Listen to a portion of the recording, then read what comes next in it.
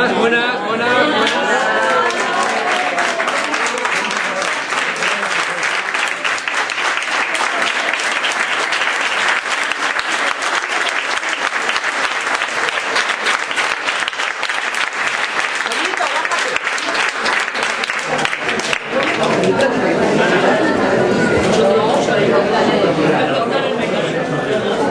Bueno, buenas tardes. Buenas tardes. Gracias por asistir. Explicar. Estamos aquí porque hoy poner de acuerdo a los centros cívicos que hemos ido a buscar, queríamos hacerlo en un sitio más amplio, pero está en los fin de escuela y en casi todos los centros cívicos había actividades. Entonces, el día que podía Monedero, no podían los de los centros, así que dijimos, se nos pasan ya los días. Yo también estaba muy ligado con lo de la flotilla y eso, y por lo tanto hemos tenido que ajustarnos todos. Entonces estamos los que estamos, como va a haber megafonía, se va a escuchar de todos los lados. Yo no voy a hablar apenas nada, porque van a ser los compañeros. Luis va a ser el que le va a hacer todo el interrogatorio del libro. No, vais a ser vosotros dos los que vamos a poner la mesa. Sí, está bien. Está bien así, pues venga, hacemos así. Mira qué guapos aquí. Cuando leímos este libro, algunos, Y aquí tienes café.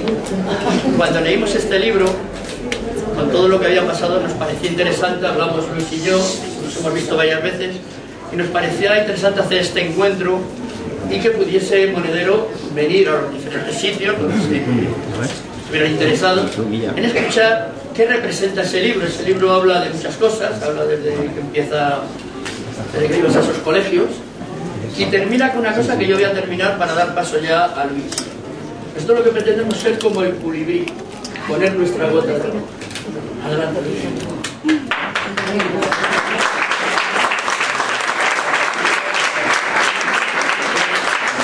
Primero, daros las gracias por estar aquí hoy a las 6:30 de la tarde, un día ya de calor.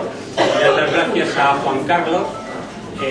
Juan Carlos, sabéis que es dirigente de Podemos, es profesor de la Universidad Complutense. Bueno, hay dirigencias que se tienen, que están legitimadas, y hay otras dirigencias que tienen el cargo. Yo creo que Juan Carlos es dirigente de Podemos, sino que no lo sé.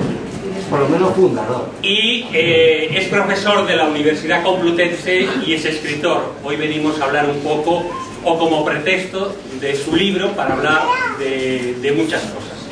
Además, yo tengo que dar las gracias a Juan Carlos porque ha sido profesor de mi hijo y lo ha aprobado. Y eso es importante. Por eso lo que decía. Se ha aprobado él. Se ha aprobado él. Sabéis que el último libro de los muchos que ha escrito Juan Carlos es el libro de conversaciones con Juan Carlos Monedero, de Ramón Lobo, y en el subtítulo del libro dice: no estoy dispuesto a que me roben el alma. Juan Carlos, ¿quién te quiere robar el alma? El Pepe. Los ladrones de alegría, ¿no? Contaba ya afuera que siempre los que nos dedicamos a las ciencias sociales tenemos una pelea entre la reflexión y la acción. Y que es una pelea que no se resuelve fácil, porque lo que te hace astuto como politólogo te hace incómodo como político.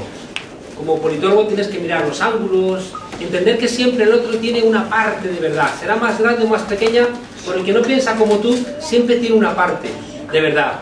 Y si eres honesto intelectualmente, la reconoces. Hay un pensador importante, alemán, Hegel, muy muerto, físicamente, pero no en su pensamiento. Y Hegel planteaba que el mundo se mueve porque ante cada tesis, ante cada afirmación hay una contraafirmación, una antítesis. Y él plantea que esa antítesis y esa tesis solventan su pelea en un salto hacia arriba, lo que él llama la Aufhebung. Es un salto superador de esa contradicción. Y lo importante es que en la síntesis, en esa lucha de la tesis y la antítesis, en la síntesis siempre hay una parte de las dos. Nunca se anula, ¿no? Ese conjunto de fuerzas enfrentadas. En cambio, fijaos, en la política, sobre todo en la política de partido, parece que es un juego donde tienes que machacar al contrario. Fijaos ahora cómo el Partido Popular es incapaz de aceptar, por ejemplo, que hayan perdido el Ayuntamiento de Madrid. Y están intentando tapallazos indirectos porque son incapaces de asumir que otra fuerza política ocupe el lugar de la representación pública. También es verdad que cuando ocurre como lo que ocurre al Partido Popular, que tienen el ADN en el franquismo, están acostumbrados a gobernar sí o sí. Menos mal que ahora solamente intentan hacer que dimitamos por tweets. En otros momentos de la historia daban golpes de Estado. Algunos que están referenciados en ese partido político. Es curioso, fijaos, en este juego, ¿no?, de negar al otro, que todavía no hayan sido capaces, ¿no?, de condenar el golpe del 18 de julio de 1936. Y es muy curioso también que, lo decía el otro día, que un partido político que funda Manuel Fraga, que perteneció a gobiernos que dieron el visto bueno a sentencias de muerte bajo una dictadura. Ese señor escribió la Constitución española, ese señor fundó el partido. Esa lógica es la que lleva a que el Partido Popular se niegue a veces a que quitemos estatuas del franquismo, quitemos calles dedicadas a enemigos de la democracia, y esos mismos son los que después a nosotros nos cuestionan que hace 4 años escribiéramos tweets más o menos desafortunados, en este caso desafortunados, pero tweets hace 4 años en una discusión privada sobre los límites de expresión. Y para ellos, fijaos, esto es como mucho más relevante, ¿no?, que el hecho de negar el franquismo y los muertos, que por cierto todavía están enterrados en cunetas. Y el portavoz del Partido Popular se permitió el lujo de decir que cuando queremos saber dónde están nuestros familiares asesinados y enterrados en cunetas y en zanjas, lo hacemos solamente porque nos interesa el dinero. Y ese señor no ha dimitido, ese señor sigue ahí en su cargo, y esos son los que nos reprochan a nosotros nuestro comportamiento. ¡Qué vergüenza, qué vergüenza! Bueno, a lo que iba. No, no aplaudáis, no hace falta. A lo que íbamos, fijaos, planteaba Luis,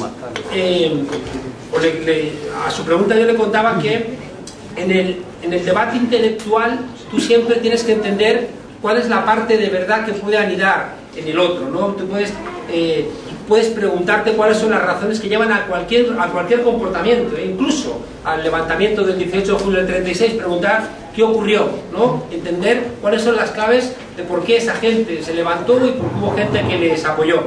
Y por tanto, cuando tú eres un intelectual, tienes que mirar todos los ángulos, sobre todo los que están escondidos, los que están ocultos. En cambio, cuando estás en política, parece que al haberse convertido la política en partitocracia, parece que solamente puedes defender lo que tiene que ver con la maximización de tu éxito, que se traduce en votos. Y eso hace, fijaos, que cuando tú lees el trabajo de un intelectual, el intelectual tiene que sorprenderte, mientras que cuando escuchas a un político sabes, antes de que empiece a hablar, qué demonios va a decir, ¿no? Un intelectual te sorprende porque te da la vuelta a tu pensamiento, te hace mirar en otros lados, te incita, ¿no?, a mirar en lugares a donde no estabas acostumbrado a mirar. Hay una frase de Elias Canetti que resume mucho lo que yo pienso sobre este aspecto, y que creo que resume muy bien lo que debe ser el trabajo del intelectual. Dice que es desmontar el saber sin devastar el conocimiento. Es decir, enseñarte a que te des cuenta de que lo que piensas igual no está bien, pero que no te deje desarmado sin ideas, sino que cuestione lo que tú piensas, pero te dé herramientas para repensarlo y puedas tener un pensamiento mucho más rico. En cambio, en la política de partidos eso no es posible. En la política de partido parece que tienes que estar constantemente no queriendo molestar a alguien, porque cada vez que molestas a alguien potencialmente pierdes votos, y al final por eso se agolpan todos en el centro, porque el centro es el lugar donde, si queréis ser buenos centristas, lo que tenéis que hacer es no molestar a nadie. Si queréis tener el carnet de centrista, lo que tenéis que hacer siempre es negar los conflictos. Y por eso yo siempre he dicho que no vais a ver nunca delante de un pelotón de fusilamiento alguien que justo en el momento de ser ejecutado antes grite ¡viva el centro! Porque por ser el centro nunca te ejecutan, ¿no? Eso es absolutamente imposible.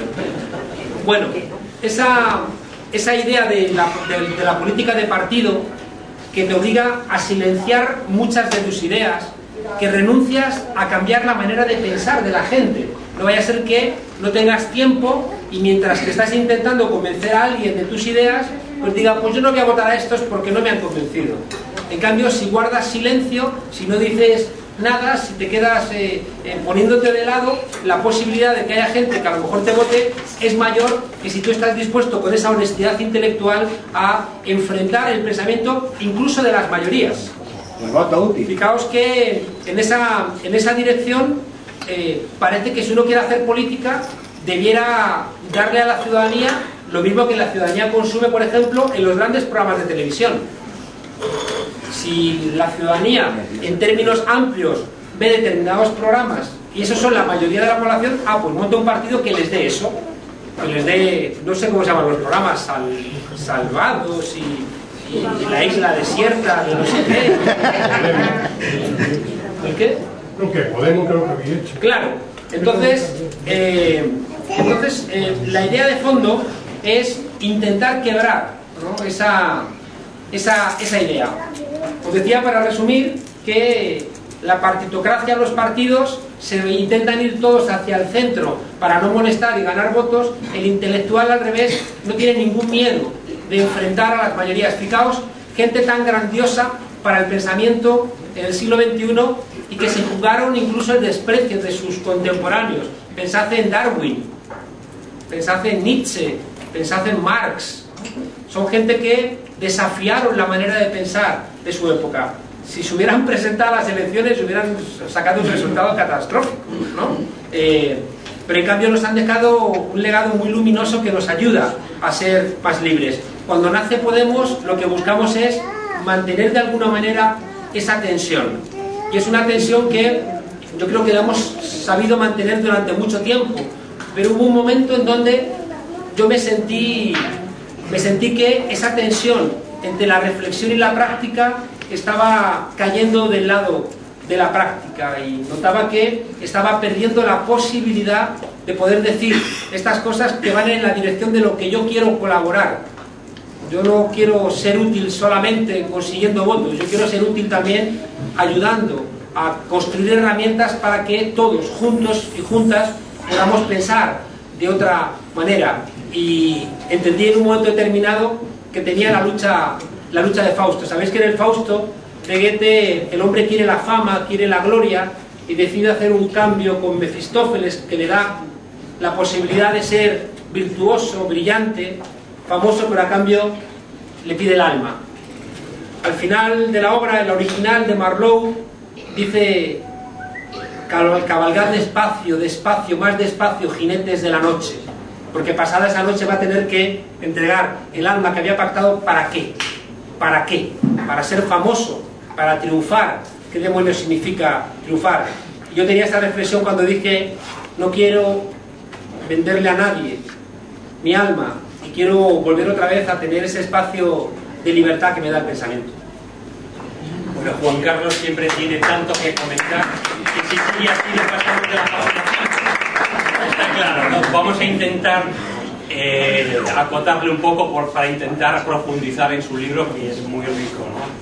Al inicio, los que no han leído el libro, empieza hablando de su vida personal, es decir, se desnuda de alguna forma cómo es él, y hay unas páginas muy interesantes porque, bueno, Juan Carlos, para la gente que lo conocemos, para algunos es casi como un hombre duro, serio, un comisario político que va a ver ahí, y para otro es un hombre humano, bondadoso y tal, como que tuviera doble personalidad. ¿Tú realmente tienes doble personalidad o cómo eres? Porque leyendo el libro mucha gente dice: uff, este es de los que va a contar porque quiere subir. Otro dice: sí, es un cacho de pan, pero ¿vosotros de qué vais? Un cacho de pan que se ha puesto duro y es un mendrugo. Me decía mi abuela. Mi abuela, esa que decía que cuando un tonto coge un camino, el camino se acaba. No sé qué. Esa. Yo creo que me habéis obligado todos a reflexionar, porque es verdad que yo he dado un poco la imagen de tipo duro, ¿no? De bronco, ¿no? De que siempre grita, de que siempre se enfrenta, y yo creo que ahí se han juntado dos cosas. Se han juntado, por un lado, o tres cosas, ¿no? Por un lado, enfado.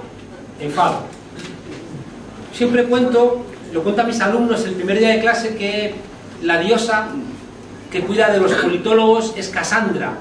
Casandra conoceréis, le pide a Apolo que le dé el don de la adivinación para ver el futuro. Y Apolo le dice que está de acuerdo, pero que a cambio le pide que se empiernen. Y ella dice, bueno, él le concede el don, y cuando Apolo va a cobrarle la parte que le corresponde, ella se niega. Y él, al sentirse engañado, le escupe en la boca, condenándola a que todas las palabras que salgan de esos labios serán escuchados como una mentira. Y entonces la maldición de Casandra es que sabe lo que va a ocurrir, pero nadie le cree. Por eso se desespera, y su condena es la desesperación de ver qué efectos van a tener determinadas causas y no poder hacer nada para impedirlo, porque ella sola no puede frenarlo, y los troyanos no saben que si van a rescatar a Helena va a ser el fin de Troya. Y eso, fijaos, significa que cuando tienes herramientas intelectuales para leer las cosas, igual que un arquitecto ve un edificio y le ve la estructura del edificio, se presupone que nosotros, los científicos sociales, vemos algo y vemos lo que hay debajo. Y por tanto sabemos cuáles son los efectos de determinadas causas, ¿no? O sea, que de alguna manera aprendemos a ver qué es lo que va a ocurrir. Y entonces eso genera una profunda frustración.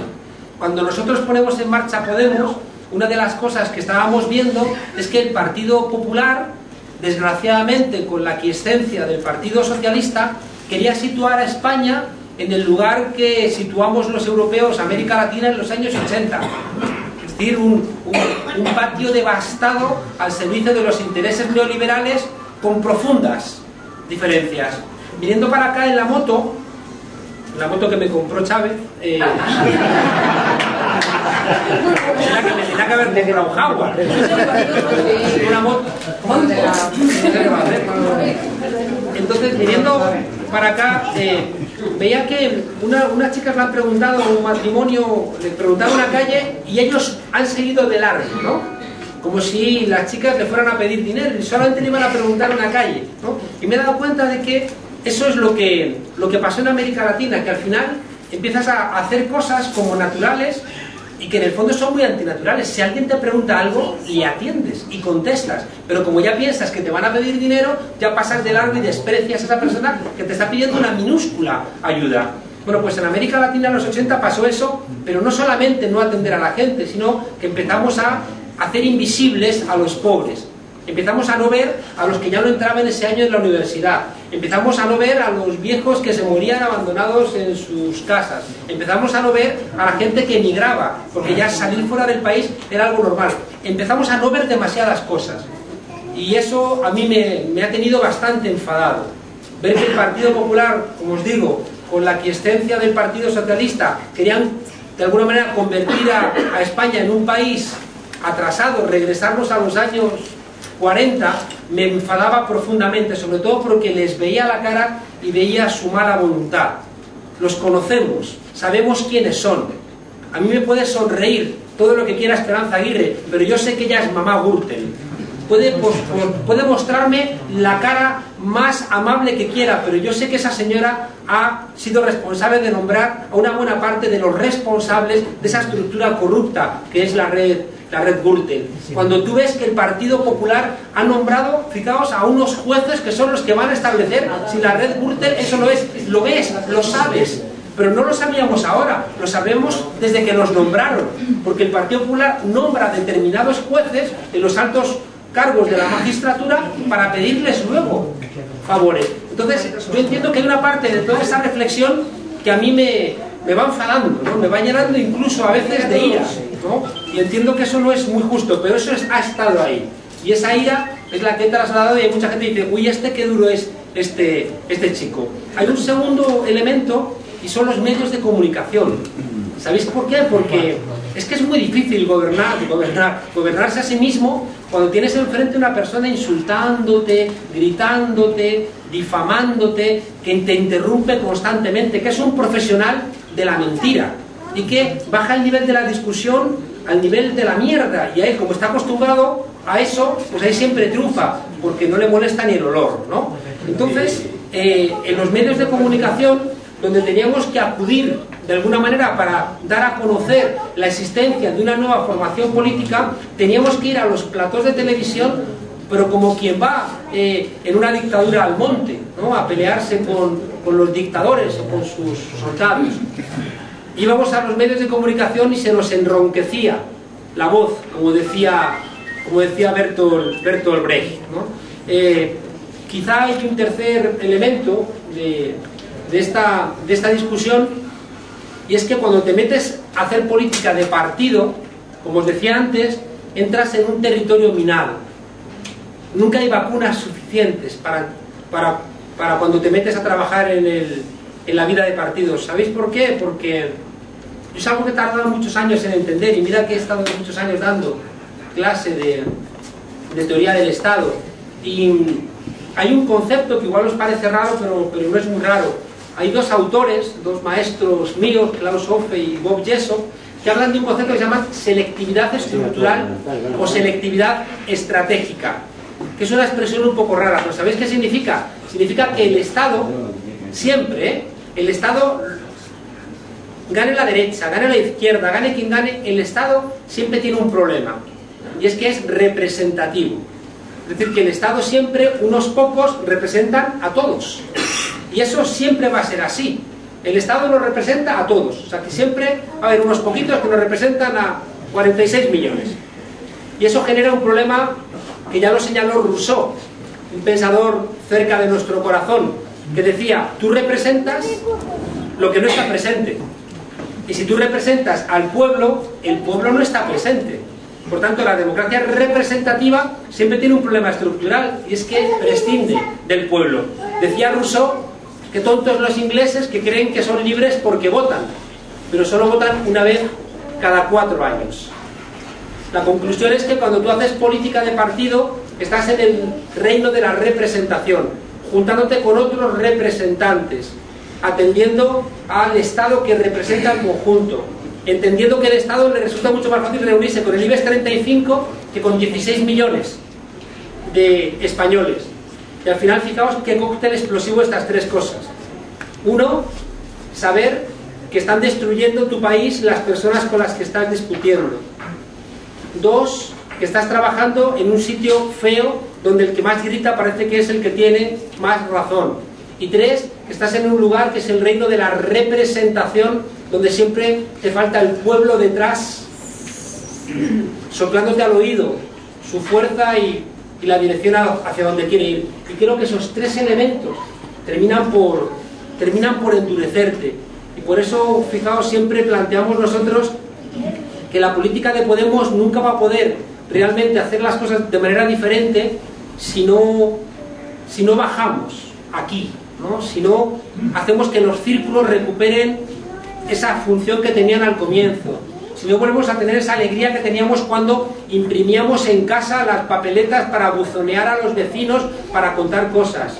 Si no somos capaces de entender que estamos haciendo algo tan grandioso como que no le hemos pedido dinero a los bancos. Sois vosotros los que habéis financiado el éxito de Podemos. Sois vosotros los que habéis hecho los micropréstamos que ahora se os están devolviendo. Yo creo que esa necesidad de no olvidarnos que todo lo que estamos haciendo es porque somos parte de un pueblo que quiere recuperar el control de la política, nos perdemos. Y en esa pelea yo creo que a veces se me ha enronquecido demasiado la voz. Y os pido disculpas, porque realmente el Juan Carlos real es... pues ese es el Juan Carlos que conocen los alumnos, que te habrá contado tu hijo, ¿no? Uno que en clase lo que busca es que los alumnos me entiendan, que procura contar chistes, que procuro sacrificarme y ver las películas que ellos ven para poder después desmontarlas. Y ese tipo de cuestiones. Juan Carlos, pero últimamente te hemos visto un poco serio a raíz de los ataques de Montoro y los ataques de otra gente. Realmente había mucha gente que en un momento se acercaba a Juan Carlos Monedero para salir en la foto, pero alguna de esa gente, cuando recibiste los ataques, como que se apartaba porque ya no era bueno salir en la foto. ¿Te has sentido solo? ¿Has pensado que realmente en Podemos la gente ha estado a la altura? ¿No ha sido Juan Carlos Monedero la muralla que ha servido para que no se atacara a Podemos? ¿Qué nos dices? Es verdad que los ataques que he recibido, ahora ya me lo dice casi todo el mundo, ¿no? Han sido muy desproporcionados. Me ha ocurrido una cosa que tengo que decirla, porque también creo que es honesta hacia ellas y ellos. Muchos periodistas se me han disculpado, porque se vieron como en la obligación de formar parte de ese pim pam pum, ¿no? El otro día, cuando aparece imputada en la Red Púnica, imputada por presunta choriza, Lucía Figar, yo no dejé de recordar que esta señora fue la que presionó al rector de la Universidad Complutense para que a mí me abrieran un expediente por tener una empresa igual que la que tiene el presidente del Tribunal Constitucional, una empresa unipersonal donde haces consultoría. Mi empresa idéntica a la que tiene el presidente del Tribunal Constitucional. Yo no he leído que hayan abierto expediente, que también es profesor de la Complutense, el presidente del Tribunal Constitucional. En cambio, a mí esta señora presionó con algo muy feo, y es que como la Complutense tiene, al revés, la comunidad tiene una deuda con la Complutense, le dijo, bueno, o me entregas la cabeza de monedero, o va a haber dificultades para que cobréis y voy a hacer que colapse la Complutense. Esto lo dijo el rector Carrillo en un acto, yo creo que le honró reconocer públicamente que estaba recibiendo presiones de la consejera de Educación, Lucía Figar, diciendo, sabemos que Monedero es culpable, queremos su cabeza, ¿no? Y Carrillo le contestó en una metáfora que seguramente Lucía Figar, como miembro del Partido Popular, entenderá. Le dijo Carrillo, nosotros no fusilamos al amanecer, ¿no? Entonces, el otro día os decía que cuando de repente veo que esa señora, ¿no?, que intentó acabar con mi vida profesional, yo he dicho muchas veces que no tengo interés en tener cargos políticos, me he defendido como gato panza arriba para no aceptar ningún cargo político. Mira que Pablito me ha insistido que tienes que asumir, venga, y yo no he querido, no he querido porque no me siento a gusto ahí. Creo que soy un hombre más de este espacio, ¿no?, de la reflexión y de la acción también, pero no de la acción, en ese caso representativa. Bueno, cuando veo que esta señora, que intentó acabar con mi reputación académica, está imputada, pues como le ocurre a buena parte, ¿no?, de los cargos del Partido Popular en Madrid, en la red Gürtel o en la red Púnica, dije, bueno, había no sé qué que decía que acá no sé qué le llega a su San Martín, no me acuerdo muy bien cómo era, no me acuerdo muy bien cómo era él, ¿no? El caso es que en un momento dado me atacaban, ya digo, de una manera que yo me sentía absolutamente en shock. Recordad que nosotros éramos gente como vosotros en diciembre, y en enero decidimos lanzar, como dije yo, una piedra en el estanque a ver si hacía olas. Pero éramos ciudadanos como vosotras y como vosotros, haciendo una vida similar. Y de repente, por dar ese salto y por hacer olas, nos convertimos en el objetivo de los poderes públicos. Y yo he de reconocer que me quedé muy perplejo y a veces me asusté. Yo recuerdo el titular de un periódico que decía que, según fuentes de la inteligencia, es decir, según fuentes de la seguridad del Estado, los que pagamos con nuestros impuestos, pues según fuentes de la seguridad del Estado, a mí me habían ingresado otro 1.000.000 de euros. Yo dije, el que lo encuentre le doy el 95%. Claro, pero es que no había la cuenta donde me lo habían ingresado, no había nada. Solamente un titular a 5 páginas donde me habían ingresado 1.000.000 de euros y lo sabía la inteligencia del Estado. Y dices, ¿y yo cómo me defiendo de esto, no? O que había falsificado mi currículum con una vergüenza que la Universidad de Puebla sacó un comunicado institucional. Fijaos qué vergüenza, no para ese periódico, sino qué vergüenza para España que la Universidad de Puebla tenga que sacar un comunicado institucional diciendo lo que ha dicho ese periódico es mentira. Monedero ha sido profesor invitado durante 5 años aquí, igual que la Universidad Humboldt, igual que el profesor Ofe, que dijeron, no se acuerda, llama a una periodista que era una becaria, la pobre, llama a un profesor con el cual yo estuve hace 20 años. Dice, ¿se acuerda usted del profesor Monedero? Y dice, no sé. Hablé con este otro profesor y le pregunta, y este otro profesor le mandó un correo el día antes de sacar la información en ese periódico, el día antes.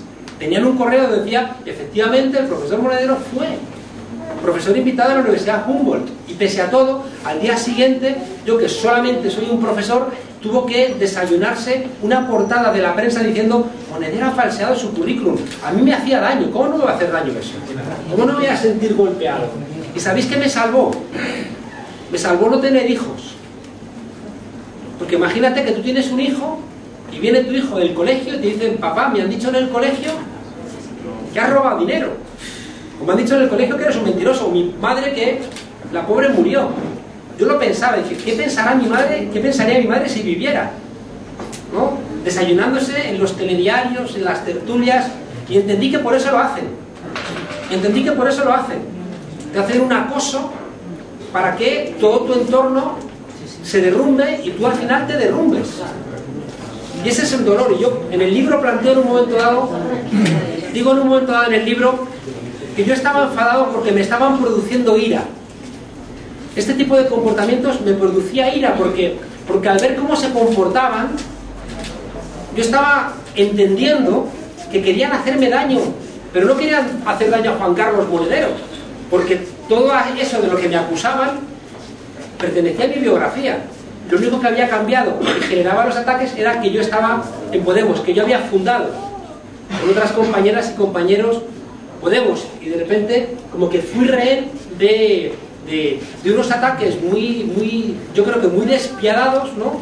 Muy personales, que lo que buscaban era intentar debilitar a Podemos, ¿no? Y si masacraban a una persona, da lo mismo, ¿no? Y si yo me hundía, da lo mismo. Y si yo hago una tontería, da lo mismo. Y si mi familia se derrumba y yo me derrumbo con ellos, da lo mismo, porque eso es lo que ellos buscaban, ¿no? Yo siempre he dicho que había dos elementos para mí muy importantes, ¿no? Uno era que mientras que me golpeaban a mí, no golpeaban a mis amigos. Y eso para mí era una satisfacción escondida. Mientras que me dispararan contra Monedero, no disparaban contra otros, ¿no? Y eso, bueno, formaba parte de la pelea política que teníamos en marcha y a mí eso me satisfacía. Y luego había otra cosa que yo no la podía demostrar, ni siquiera me la podía demostrar a mí mismo, pero yo sabía que iba a pasar. Y pasó el sábado. El sábado le di un abrazo a Rita Maestre llorando, que fue mi alumna, y le dije, Rita, qué orgulloso estoy de ti. ¿Cómo compras eso? Con dinero. Al rato salía Manuela. Le dije, Manuelita, gracias por todo. Y se giró y delante de las cámaras me dijo, Monedero, quiero que sepas que te quiero mucho. Y a mí se me humedecieron los ojos. ¿Cómo compras eso? Con dinero. Y contaba el otro día en la tele que estaba con Ramón Lobo y una parejita, ella embarazada, nos abrazaron y ahí, pues dije, pues vamos a llorar aquí, en frente de la Casa Real, ¿no? En Bailén. Porque decían, mi hija va a nacer en un Madrid diferente, ¿no? Porque iba a parir pronto. Cuando a mí me daban golpes y me seguirán dando, yo pensaba que estábamos construyendo eso. Que estábamos construyendo que una alumna honesta y llena de coraje, una mujer del futuro de este país, como es Rita Maestre, me diera un abrazo con los ojos rojos, que una mujer honesta y honrada como Manuela Carmena me dijera que me tenía aprecio, y que una pareja de jóvenes dijeran, gracias a lo que habéis hecho vosotros tengo más alegría porque voy a ser madre. Por tanto, los ataques, dices, vale, han sido duros, han sido muy despiadados, han buscado hacerme mucho daño, pero me han regalado la posibilidad de estas otras cosas. Y si ha habido gente, Luis, que se ha separado, hay una cosa que he aprendido, porque ya uno va haciéndose mayor, y es que el ser humano, pues somos lo que somos, ¿no? Somos capaces a veces de grandeza, pero también somos poquita cosa. Y hay un aspecto de la vida que, dos aspectos de la vida a los cuales cada vez les doy más importancia. Uno es la amabilidad, ¿no? Tenemos que ser amables, ¿no? Porque la vida es que es puro egoísmo, es que nos ronda constantemente la muerte. Y la otra es la compasión. Yo creo que tenemos que entender que somos sujetos de contradicciones, que no tenemos por qué ser siempre valientes, que no tenemos por qué ser siempre generosos, que cuando alguien es todas esas cosas dices, qué regalo, ¿no? Qué maravilla, pero que cuando alguien no lo es, simplemente es que es muy humano.